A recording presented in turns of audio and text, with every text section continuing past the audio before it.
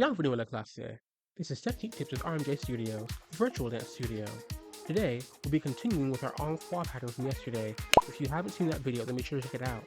Like I mentioned last time, there are some general port de bras sequences that go with our En Croix positions, which can vary depending on whether you're working at the bar or at center floor. At the bar, your active arm and active leg will typically be on the same side, while at center, they'll typically be in opposition. Today, we'll be focusing on center floor work.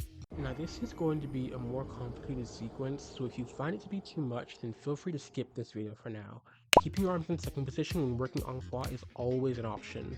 Remember, there's absolutely nothing wrong with recognizing when something might be a challenge that you need to level up for before you're ready to take it on.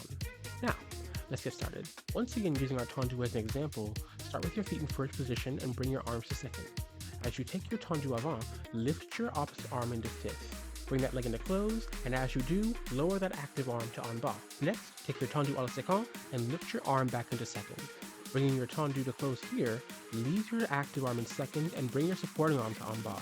This is now your active arm. As you bring that same active leg to tendu derrière, lift your new active arm to first. Your movement should now all be on the same side. As you close your tendu, bring that arm back to en bas. And as you take your tendu back to à la séquence, lift that arm back to second. Once here, you have to bring your original active arm to en bas or keep the arms in second as you come to close, depending on the combination or exercise you're doing. And that's your port de bras for En Croix. Congratulations if you made it this far. I know this lesson was a trickier one, especially for beginners, so whether you're able to follow along or got lost halfway through, be sure to give yourself a pat on the back for powering through. And that's all for now. I'm Malone Jr., and this has been Technique Tips.